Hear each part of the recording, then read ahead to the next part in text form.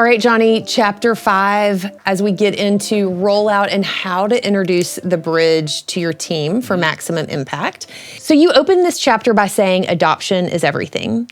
What have you seen is the difference between teams who actually change their behavior for the long haul versus those who quietly slip back into the old way of doing things?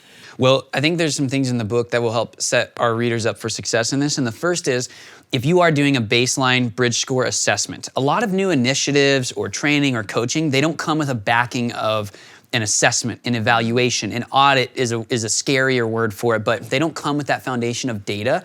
And so if you're able to sit down with your team and say, hey, we went and we analyzed 100 calls or however many calls with our own ears, and here's what we found. And so because of that, we're gonna roll out some new changes, and now you're showing your custom bridge. That already has a different foundation than, hey, I read this book, which of course is important, but saying like, I read this book and I had this idea, versus saying, hey, we've gone through this process and we've learned some new things and we have some data for it. So that's the first thing I would do. If you're looking for a rollout plan that is gonna work, even though I love the book I wrote, and I would say just give it to your team and it'll all work great, you still wanna start with some foundational data because it proves the reason for making a change. That's the first thing that I would really look at. But then from there, it's a matter of consistency and coaching and a cadence of adoption that you have to stay on top of and you have to enforce it. So if we think of, if you run on EOS, you're gonna have your quarterly rhythms.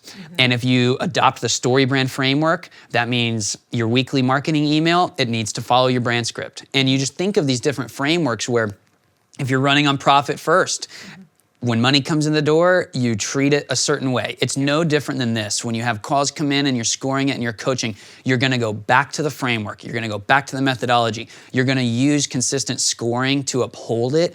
And leaders who do that, companies who do that, they don't have issues with adoption because the new language, the custom bridge, it resonates with reps. They understand it, they get it.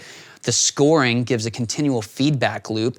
Even if you're scoring, one thing we haven't talked a whole lot about yet is you could be scoring through a tech, or you could be scoring through your own spreadsheet, or you could be scoring through a personal just self-score at the end of each call. But those are some of the things that make it stickier than other initiatives that will set you up for success. Yeah. In the rollout plan, you recommend focusing on the first call. That's the one we're focusing on changing and listening to. Why do you recommend that versus all sales calls, regardless if it's the first call, the follow-up call, so forth? Well, this is really important because if we're gonna score and we're gonna look for some trends on where we're doing well and not well, we want a consistent data set. So we don't wanna be scoring something from a third conversation that's a month into the sales process versus the initial first call. So I would always start calculating your baseline bridge score on the first conversation. Now, if you have one sales rep doing full sales cycle, that's great. You're starting with that first conversation, and then you're gonna start to ask, how can we optimize that first conversation to be a full bridge and go from there? And the first conversation is everything. And if you're doing multiple bridges for multiple stages, you still wanna start with the first stage and the first bridge. And now you have a clear handoff for your second stage and your second bridge. And then you may start doing another audit on that. But that's why you wanna stick on the first call, because we wanna be scoring and grading the same thing. It's like, if you're gonna score the first quarter of a game for a football team versus the third or fourth quarter, it's hard to do that in a consistent way that your team is gonna all understand together. Yeah. And if you score the first call and you work on a bridge for the first call and coaching your team up for the first call, inevitably there's a ripple down effect to all the calls after that. Those good habits translate into the other calls as well. That's it. You don't want to score the third or fourth call if you have a 5-call sales process, because what I would tell most people is by the time you do the bridge, that third or fourth call, it won't even exist. Yeah. It won't even exist anymore. Yeah. So start from the start. One of the things you talk about is positioning the bridge as a playground and not a prison. So what are some concrete things that a leader can say or do in the first rollout of the bridge with their team that helps communicate that it helps it feel like an empowering tool rather than it being something that feels restrictive? Well, this is similar to what we talked about just a second ago, which is if you have that foundation of the baseline assessment, And you can sit down with your team and you can say, hey, here are some things we learned. When these 6 things happen, deals close. Now we're here to figure out how we can all be better at these 6 things. Reps usually see that as a playground, not a prison. When you open that rollout by saying, we've seen a lot of problems on the sales floor and a lot of you are struggling, and now there are 6 requirements that we are mandating, that is a completely different thing. Now, sometimes there is a little bit of a stronger fist. If you uncover some big problems in your assessment, you may want to come in with you want to be serious about it, right? You want to be serious, like we are going to do these things, but you want your reps to understand when we do these things, deals close. And on top of that, what we always want to tell people is the bridge is flexible enough to fit each rep's style. It is structured, but it is not script-based.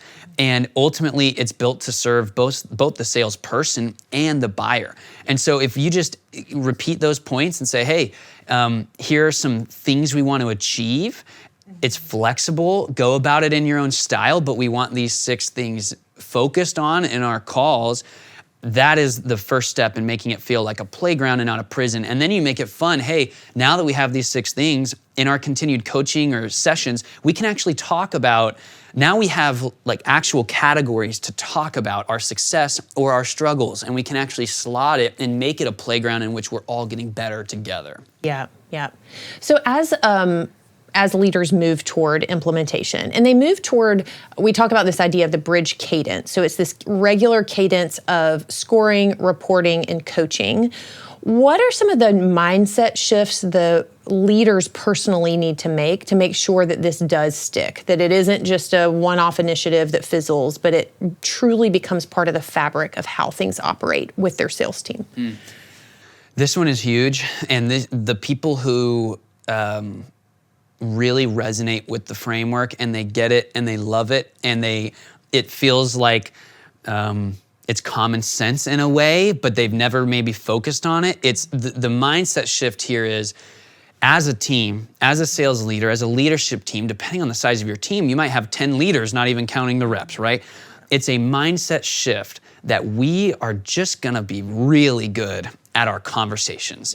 We are gonna be a sales force where people sit down with us or people get on a call and they leave that call, their day is better. Like whether they buy from us or not, because we did right by them and we took them through a great process. Now we know if we're getting on the phone with the right types of people, that's gonna lead to dollars. And so it's a mindset shift of maybe I'm gonna focus a little bit less on all the fancy bells and whistles. And maybe I'm gonna focus a little bit less on lag measures.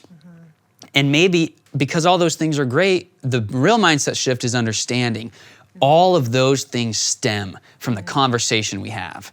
And so it simplifies things to just say, hey, as a team, guys, we are just gonna have great conversations.